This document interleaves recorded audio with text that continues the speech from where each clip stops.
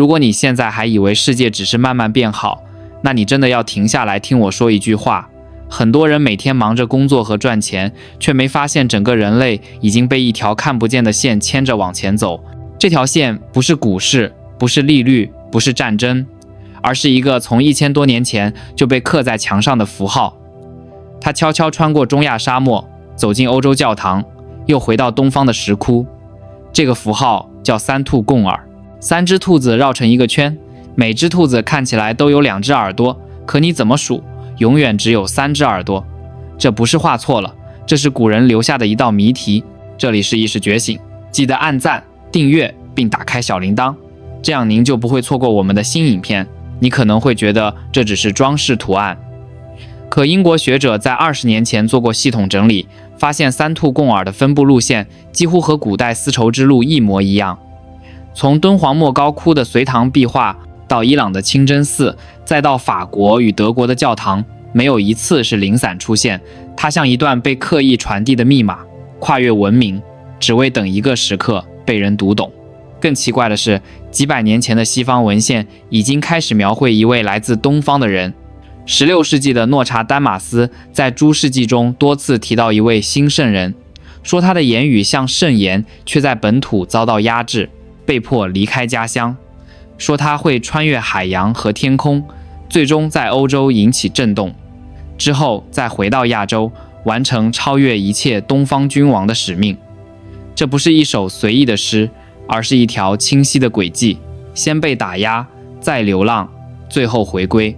而他手裡的不是權力，而是一種讓人覺醒的力量。如果你以為這只是中世紀的幻想，那時間再往前推400年，美國預言家珍妮·迪克遜在1962年的異象中看見一個東方之子。他說，這個孩子全身像太陽一樣發光，會在世紀末前把全人類帶進一種全新的信仰結構，不是宗教的外殼，而是一種人人都能理解的智慧力量。他甚至給了時間點，說影響從80年代開始顯現，到90年代達到高峰。你回頭看，會發現那個年代世界真的加速了，網絡連上每一個角落，舊秩序開始鬆動。艾德加·凱西的說法更直接，他預言東方會成為類似基督精神的搖籃，說那裡會醒來。這些話在今天聽起來特別刺耳，因為很多人只看見競爭和對立，卻沒看見一種更深層的變化正在發生，那就是人類正在重新尋找活着的意義。這時再回頭看東方的古預言，你會發現一個反覆出現的意象，那就是玉兔。乾坤萬年歌說木，編一兔走將來，自在為君不動手。格安一路說，木兔在身保惠世。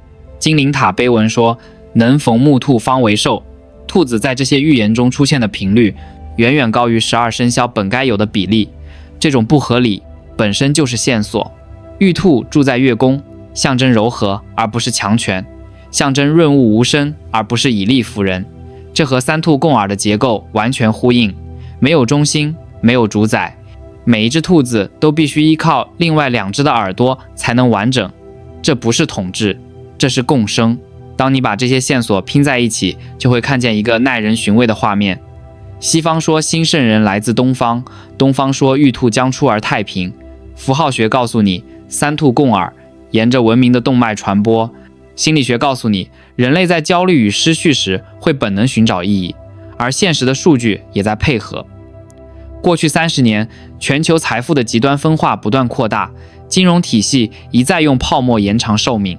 每一次危機之後，人們對物質的信仰都會削弱一點，對精神的渴望都會放大一點。這不是巧合，這是集體意識在轉向。所以問題從來不是那位聖人有沒有出現，而是我們有沒有準備好理解。它帶來的不是英雄式的拯救，而是一種結構性的覺醒，一種讓人重新認識自己與世界關係的方式。這也正是為什麼那些古老符號不告訴你名字，不給你時間表，只給你一隻在原地奔跑了1000年的兔子。它不是在等一個人，而是在等一個時刻，等到足夠多的人終於看懂，原來3隻兔子共享的不是耳朵，而是彼此存在的意義。你再想深一點，如果這一切只是巧合，那它為什麼會同時出現在宗教、預言、藝術與歷史的交叉點，而且每一次都不約而同指向同一個方向，那就是東方。很多人一談到預言就會本能排斥，可他們忽略了一個事實：預言真正有價值的地方，從來不是準不準，而是它揭示了當下的人類心理狀態。當越來越多古老文本在不同文化裡反覆描繪同一種角色，說明人類集體潛意識已經走到了一個臨界點。這幾年，全球的經濟曲線就是最好的背景音。2008年之後，世界再也沒有真正復原，各國用寬鬆政策把危機往後推，推着推着，資產價格一飛沖天，年輕人買不起房，中產被通脹一點點侵蝕，社會撕裂越來越明顯。表面看是錢的問題，實際上是信任體系正在崩解。當一個社會開始懷疑規則本身，新的價值模型就會被渴望出來。這正是為什麼關於覺醒、重生、新紀元的故事會在各地同時冒出來。你會發現，三兔共爾這種沒有中心的結構和現在很多人追求的去中心化精神不謀而合。沒有誰天生在上位，每一環都必須對另外兩環負責。這種結構放在古代幾乎無法理解，可放在今天，區塊鏈、社群經濟、創作者生態這些詞彙一下子就有了畫面感。原來1000年前的符號描述的是我們正在進入的世界形態，而在東方的文化裡，玉兔的象徵也開始變得耐人尋味。兔子不強不猛，卻能在極端環境下存活，它靠的是敏感、速度和對變化的直覺。這正是當下社會最稀缺的能力。你不再靠體量碾壓，而是靠感知活下來。這種生存邏輯的切換，比任何一次科技革命都來得更徹底。所以，當有人問所謂東方聖人究竟是誰，我反而覺得這個問題本身就帶着舊時代的烙印。因為真正重要的從來不是一個人，而是一種狀態，一種讓更多人從恐懼中抽離的狀態。當足夠多的人開始不再被單一敘事綁架，開始理解共生、循環與回饋的價值，那位所謂的聖人其實已經存在於每一個覺醒的個體身上。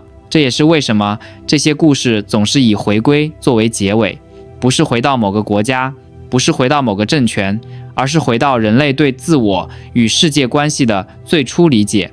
當你看懂三隻兔子共享3隻耳朵的那一刻，你會發現，你不再只是旁觀者，你已經走進了這幅千年圖案裡。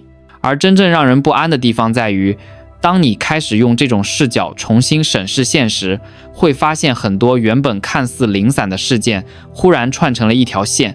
為什麼這10年裡，全世界都在討論身心靈、覺察、自我價值？為什麼越來越多人對權威失去信任，卻又渴望某種更高層次的秩序？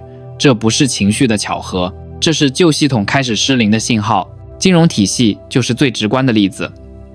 過去我們相信努力就能累積財富，可現實卻告訴你，錢越來越像一場遊戲，資產價格與真實生產脫鈎，普通人拼一輩子，可能還不如一次運氣。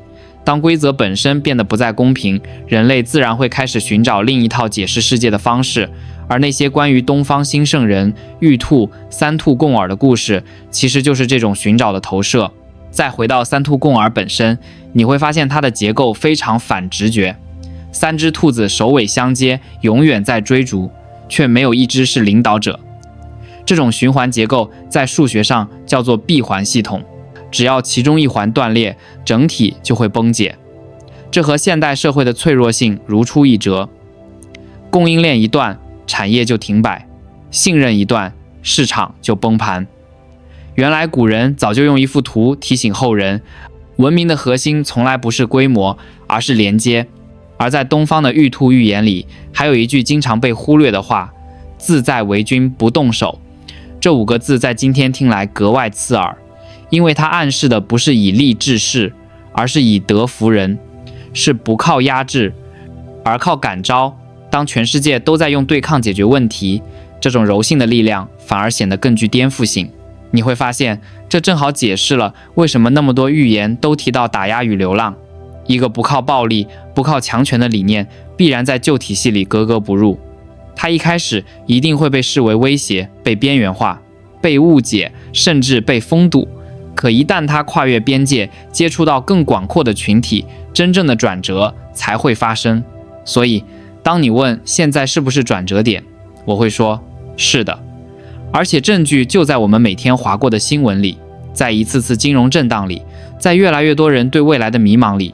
那不是悲觀，那是舊故事講不下去了，新故事卻還沒寫完的空白期。而三兔共耳留給我們的最後一個問題，也許比所有預言都更重要。當你站在這個閉環結構裡，你究竟是願意繼續追逐前面那隻看不見的兔子，還是願意停下來，看看你與另外兩隻之間究竟共享了什麼？很多人聽到這裡，心裡會冒出一個聲音，那這一切到底跟我有什麼關係？我只是個普通人，我要的是工作、收入和安全感。可也正因為這樣，這個故事才真正落在你身上。因為當系統不再穩定，受影響最深的永遠是最普通的那群人。而所有關於東方聖人、玉兔與覺醒的敘述，本質上都在回答同一個問題：當外部秩序失靈時，人要靠什麼活下去？你可以回想這幾年，最先倒下的不是那些站在舞台中央的人，而是中間那層本來最穩的群體。努力多年，卻發現階梯忽然被抽走，房價、利率、物價像三根同時收緊的繩子，綁住了未來的想象空間。這種壓迫感在不同國家、不同文化裡幾乎同步出現。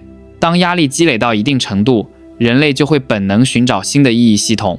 這正是為什麼古老的符號會被重新翻出來，不是因為我們迷信，而是因為現實已經不給人選擇。你再看三兔共耳，它沒有一條可以單獨逃離的路徑，每一隻兔子都必須在結構裡運行。這提醒的不是宿命，而是責任。當你開始意識到自己的選擇正在影響整個系統，你對世界的看法就不可能再回到從前。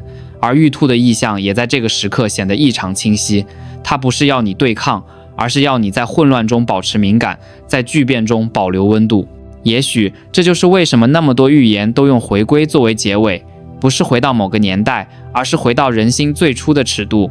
當你不再只用赢輸來衡量一切，當你開始在關係、連結與共生中重新定位自己，那些看似玄妙的故事忽然就變成了一面鏡子。所以當你下一次看到三隻兔子在一個圈裡無休止地奔跑，別急着把它當成裝飾圖案，那也許是古人留給我們的提醒。在一個沒有中心的時代，真正的方向不在前方，而在你此刻願不願意醒來。而醒來的過程往往不是一瞬間的靈光乍現，而是一連串讓人不舒服的碰撞。你會開始懷疑從小被教導的一切，開始重新審視努力與回報之間的關係，開始發現很多看似理所當然的規則，其實只是舊系統為了維持運作而寫下的腳本。當這些腳本一條條失效，人的內心就會出現一種空白，那種空白會讓人焦慮，卻也是新秩序得以進入的縫隙。這正是三兔共耳最耐人尋味的地方，它不是一幅靜止的畫，而是一個永遠在運行的機制。三隻兔子互為因果，沒有誰可以獨立完成自己的形態。這種結構在今天看起來異常現代，你在社群平台的一句話可能引發數萬人的情緒連鎖反應，你在市場裡的一個選擇也可能被放大成群體趨勢。這已經不是單點時代，而是共振時代。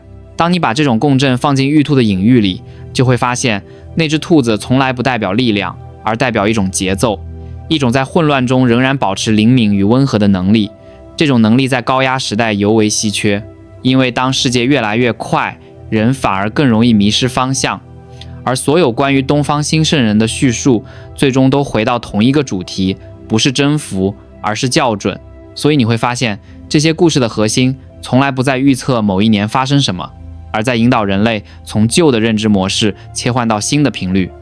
當越來越多人開始在內心完成這種切換，所謂的時代轉折就已經悄然發生了。也許有一天，當後人回頭看這一段歷史，會發現真正改變世界的不是一場戰役，不是一項技術，而是一種看不見的共識。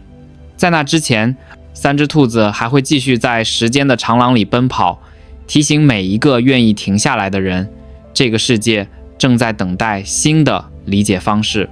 所以當你走到這裡，會發現所有關於東方聖人、玉兔與三兔共耳的線索，最後並沒有把你帶向某個神秘人物，而是把你帶回自己身上。當舊秩序逐漸失去解釋力，當金錢權力與恐懼無法再安撫人心。人類真正需要的不是更強的控制，而是一種能讓彼此重新連接的理解方式。這也正是那3隻兔子共享耳朵的真正含義。它們不是在爭奪誰跑得更快，而是在證明沒有任何一隻能夠獨自完整。也許很多年後，我們再回頭看這個時代，會發現所謂的預言從來沒有指向一個確定的結局，它只是提前告訴你，在一切崩解之前，人心會先開始轉向。